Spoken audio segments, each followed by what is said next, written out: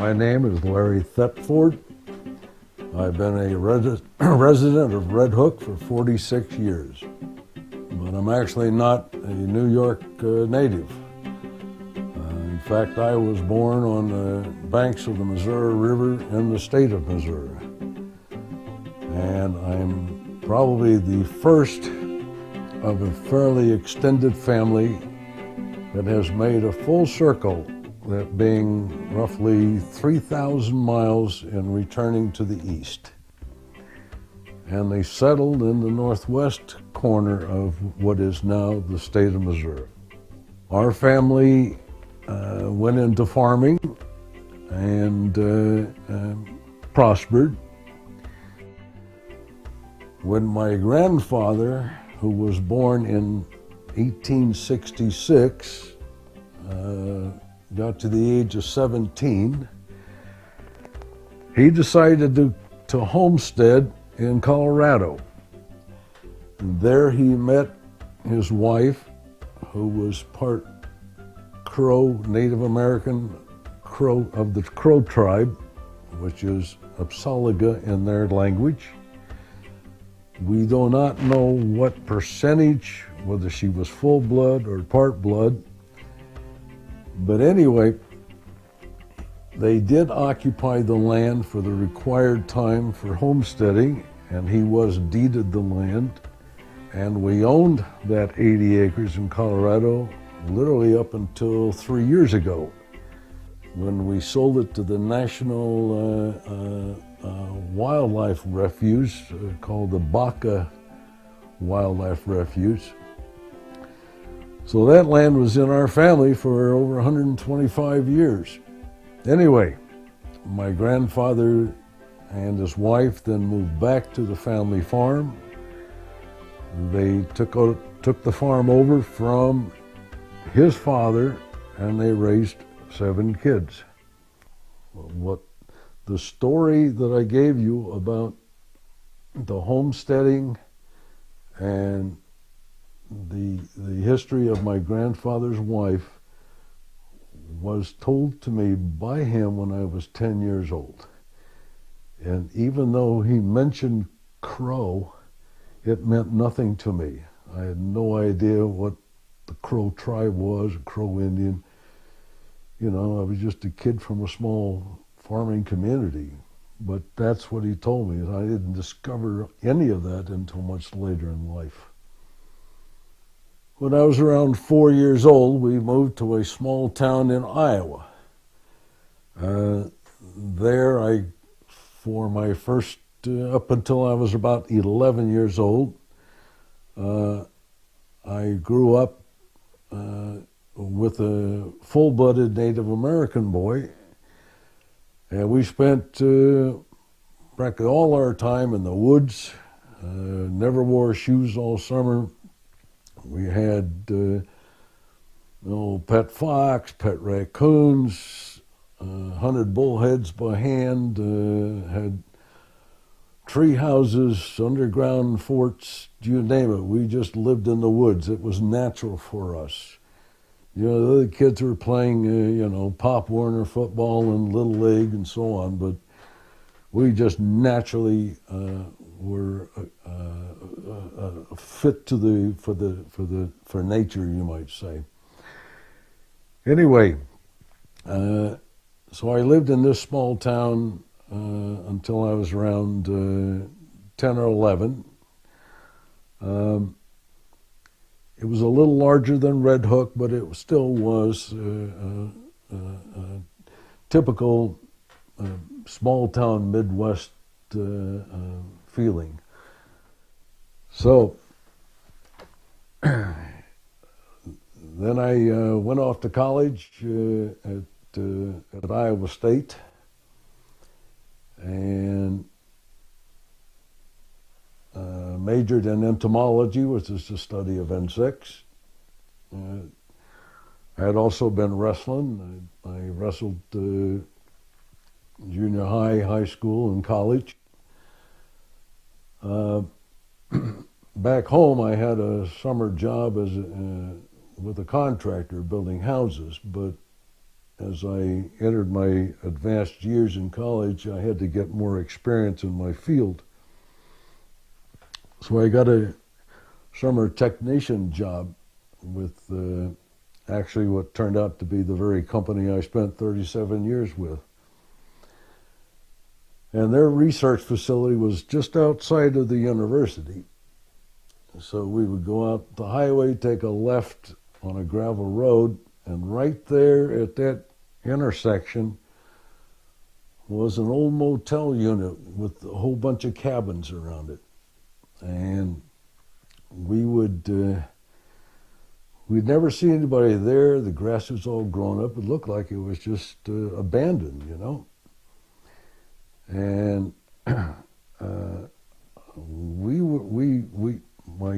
my buddy and I were both putting ourselves through school. We weren't getting much parental help, so every nickel and dime was pretty important to us. So I found out who owned that old motel unit. I called the guy up and asked him if we could fix it up, could we live there? And sure enough, he said, okay. So we would steal parts and pieces out of the cabins to fix up the main house. And the electric had been turned off, so I got an electrical engineer buddy who just clipped the seal off of the electric panel and turned the electric on. So for 2.5 years, we never even paid for electricity. We had a hot water heater, but no furnace. And Iowa gets pretty cold in the wintertime. So we went to the auction, we got a bunch of rugs and lined the bedroom with rugs for insulation, and put an electric heater in there, and we were fine. I also was riding a Harley Davidson motorcycle. And it was a walk-in basement, so I would park the Harley next to a hot water heater to keep it warm so it would start up in the morning. The only problem was that the handlebars were too wide for the basement door, so I just took an axe and I cut 2 big V's out of it, and I could ride straight out onto the highway. Surprised a few cars, but other than that.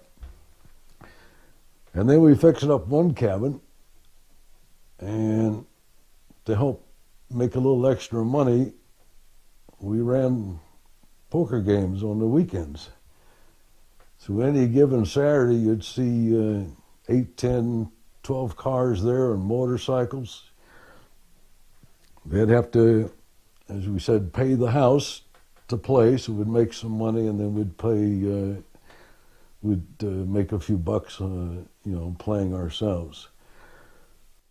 So for 2.5 years, we paid no rent, paid no electric, and lived just fine.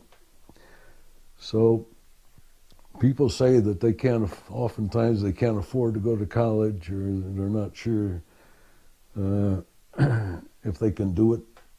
But sometimes you just have to get out there. If you've got the desire, you've got the willpower, there are ways of getting things done. You just got to be inventive, look for opportunities, but they're out there. I can't really describe my Indian heritage, and there's a good reason.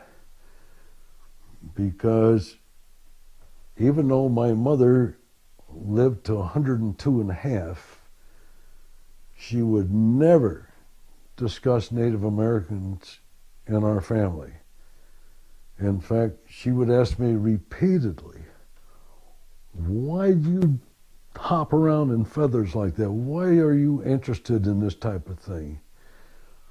But for people, settlers, I guess, in the Midwest, this was just a negative connotation to their family. So she wanted to have nothing to do with it whatsoever. And now, with the advent of some of the newer movies that are portraying native culture as it really was, not the early Hollywood version where they used Italian guys, playing Indian. With such actors as Graham Greene and some of these other guys, like Dances with Wolves and The Last of the Mohicans and so forth. I think there's been a new awareness and more of an appreciation of the depth and meaning of this whole culture. And don't forget, a culture is just really basics. It's food, it's shelter, it's living, it's procreation, just to survive. That's what it's all based on. You kind of have to understand that we didn't think of ourselves as Indian. It was just kind of natural.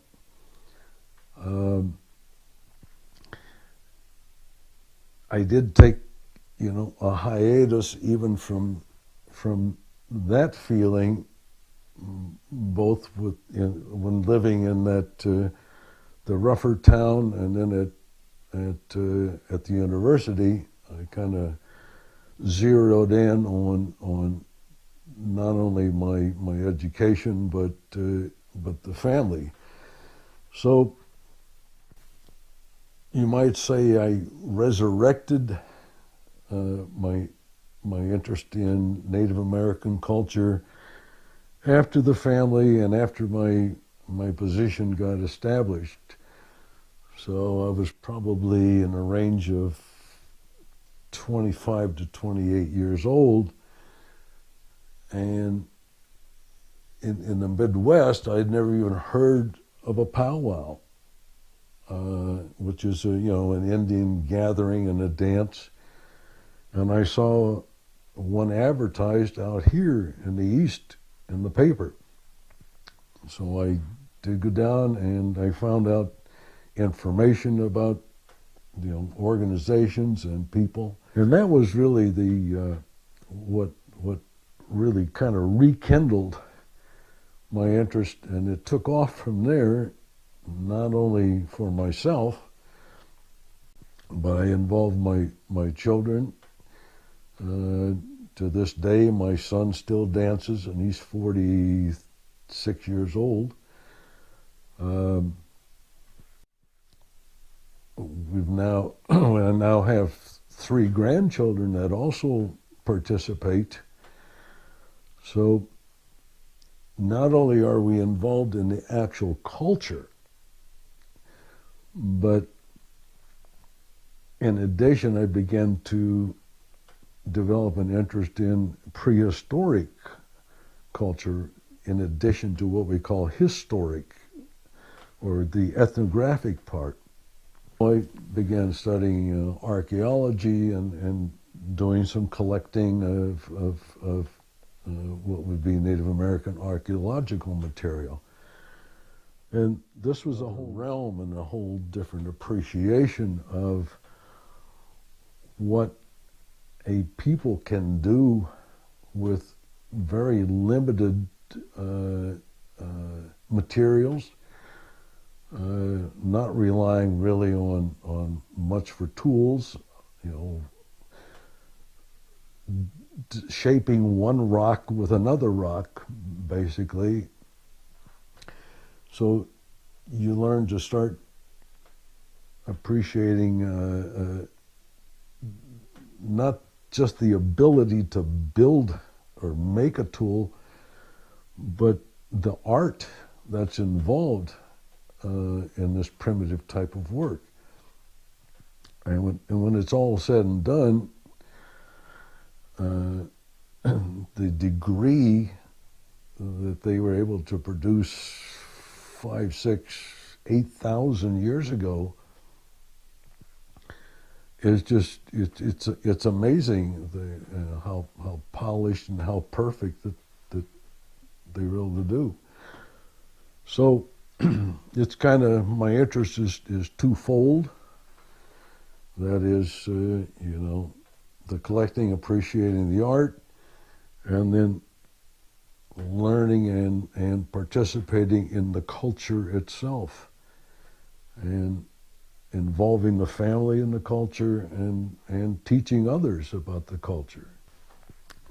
There are different styles of dancing. Number one, depending on maybe what tribe you're representing, or what that is, the types of clothes that you're wearing. So that goes on the butt like that, and this one comes up on the shoulders. You can see what my grandson is wearing.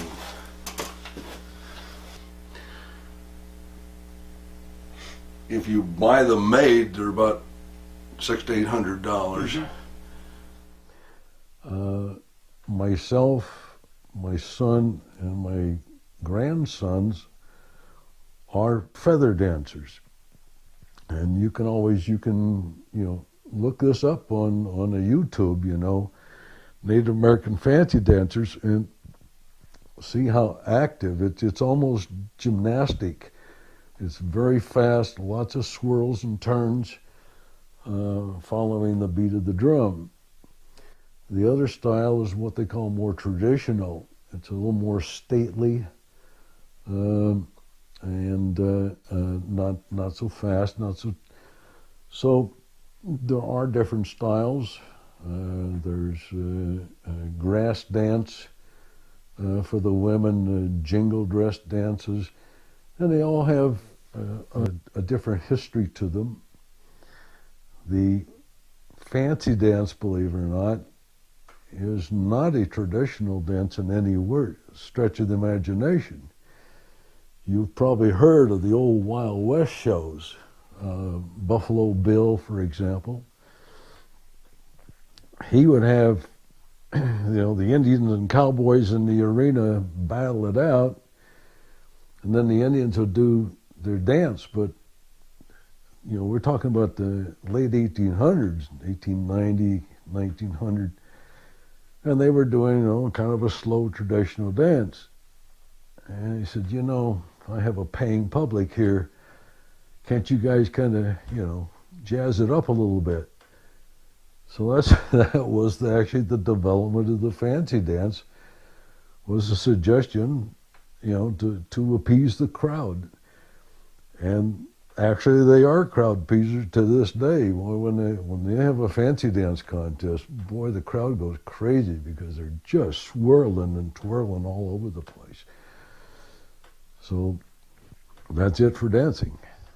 Yeah. And one of the primary reasons is really the challenge to me. It's not the having of the items. It's can I do the research? Can I figure out how these things are put together and made? And then even a bigger challenge is to find the authentic or proper materials. Keep in mind that for sewing, for example, early on they didn't use thread. They actually used animal tissue called sinew.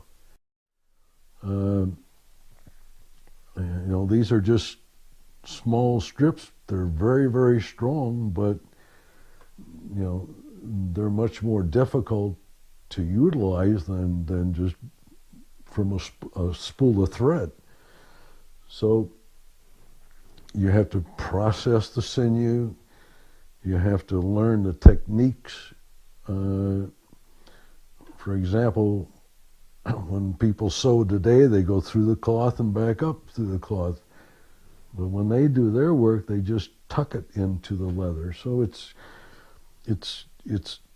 these techniques that are extremely difficult, and even to find the information on how things are done. Then we find that some of the information is incorrect. The local professional archaeologists find a particular stone that has grooves in it, and all the literature refers to these as sinew stones. And I was told by the archaeologists that they run this animal tissue through these grooves to prepare it for use. And I've been doing work with this sinew for 40 years, and there's no reason in the world to utilize a stone. So you gain the experience, and then you see what the tools were used or how they were used for that period of time. So that's why I really enjoy doing some of this craft work. Also, to be able to wear it. If I make it myself, I can use the colors I like, the style I like, rather than buying it from somebody else and using what they've selected as colors or design elements. So, and that's what the Native Americans did. You know, we as white people have a tendency to categorize everything. You know, we want if there's a certain design, is it a symbol for something? Not necessarily. The native people, they just, if they like that design, that was their design. That individual came up with it and lived with it. That's what they enjoyed. So it's kind of multifaceted as far as what I do and how I do it. Well, I would say 80% is self-taught. Studying what I could see at the museums. There were some museums that actually let me into the back room so I could study the artifacts, by turning them over and seeing how they're made. There were some early ethnographic literature that I could study, and there were a few craftspeople out there, not many, but I learned some techniques for. So it's a combination, but I'd say basically it's trial and error and learning as best I can. So I went to this powwow that was in the woods of New Hampshire, and during the course of the powwow, they did some educational activities, so I set out a display. And with the display, a little card that had my name, my address, and a description of the display. So this roughly 14-year-old kid come running up, and after reading the card, and said, "You're from Red Hook." And I said, "Yeah, I know that." And he kept repeating that, and I said, he said, "Well, I'm from Wappingers Falls." And I said, "Oh, that's pretty close." He came up to me and wanted to know if he could come up and visit and learn a little more about Indian culture. And keep in mind that at that time he was going to become a music teacher. He was going to major in music both in high school and college. So sure enough, he spent a lot of here and went to a lot of powwows with me and learned quite a bit about Native culture. And now he has a PhD degree in American Indian ethnology and is now curator at the Denver Art Museum. And in his own words, he calls me Pop now. He says, "Pop, I got the ideal job." He has a family and 2 daughters and quite happy. So this is what can happen, in mentoring someone, as an adult, taking a young person under your wing, and they can discover maybe an area that they had previously not been aware of, and can change their whole life. So it's important. And the same as I mentioned about the game of cribbage, how significant something that's seemingly insignificant can be. So that's my advice to young folks, is that become well-rounded. Don't develop what we call tunnel vision.